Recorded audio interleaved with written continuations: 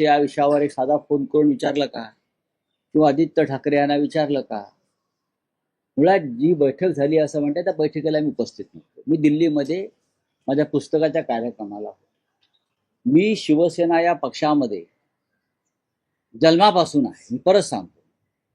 आणि या पक्षामध्ये मी काही राज्यसभेचा खासदार व्हायला आलो नाही, आमदार खासदार मंत्री व्हायला आलो नाही. मी बाळासाहेब ठाकरे यांच्या विचारानं प्रेरित होऊन त्यांचा विचार महाराष्ट्राच्या कानाकोपऱ्यात नेता येईल, उत्तम संघटनेचं काम करता येईल, या विचाराने मी या पक्षामध्ये सतत काम करणारा एक सामान्य शिवसैनिक आहे.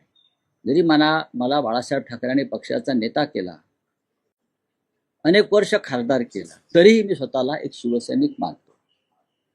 माझा दोष इतकाच आहे, मी माझी मतं परखडपणे मांडतो. हे सुद्धा मी बाळासाहेब ठाकरेंकडून मला असं म्हणतोय की या पक्षातलं माझं अस्तित्व, वास्तव्य हे आमदार खासदार आणि मंत्री होण्यासाठी नाही. माणसाला केव्हा तरी एखाद्या पदाचा निरोप घ्यावा लागतो, त्याची ती मानसिक तयारी ठेवली पाहिजे. कधीही आम्हाला असं वाटलं की माननीय उद्धव ठाकरे हे अजून 15 वर्ष मुख्य, दुर्दैवानं ते त्यांना कमी काळ मिळाला.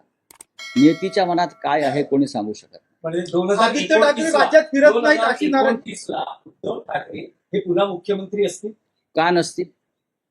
आम्ही त्यांच्यासाठी प्रयत्न करू. आज आम्हाला गरज आहे, आम्हाला सगळ्यांना, आम्ही खासदार आहोत का आमदार आहोत का हे विसरून पक्षावर जे संकट आहे सध्या, फोडाफोडीचं, पळवापळीचं, ते रोखून आम्हाला एक मजबूत संघटन उभं करून पुन्हा एकदा महाराष्ट्रात जनतेसमोर जाणं आणि या सरकारविरुद्ध संघर्ष करणं ही आमची प्राथमिकता आहे. आदित्य ठाकरे राज्यात फिरत नाही अशी नाराजी व्यक्त केली जाते. उद्धव ठाकरे हे पुन्हा मुख्यमंत्री असतील तर या मे मध्ये ज्या विधान परिषदेच्या निवडणुका होत आहेत त्यात उद्धव ठाकरे हे महाविकास आघाडीचे उमेदवार असतील आणि तीच तयारी 2029 ची या मे महिन्यातल्या विधान परिषद निवडणुकीत असेल. एक लक्षात घ्या, माननीय उद्धव ठाकरे जेव्हा 2019ला मुख्यमंत्री झाले तेव्हा ते आमदार होते का? नाही. राजकारण समजून घेतलं पाहिजे, तुम्ही अभ्यास केला पाहिजे. सुनित्राताई पवार डेप्युटी सीएम आहेत, आमदार होत्या का? होत्या का? नाही. आम्ही असं म्हणतो की आमचं यापुढलं सगळं काम जे आहे माझ्यासारख्या कार्यकर्त्याचं, हे पुन्हा एकदा शिवसेनेच्या हातामध्ये संपूर्ण सत्ता यावी, आम्ही सगळे मिळून, आणि नेतृत्व उद्धव ठाकरे यांनी करावं, ही आमची भूमिका आहे.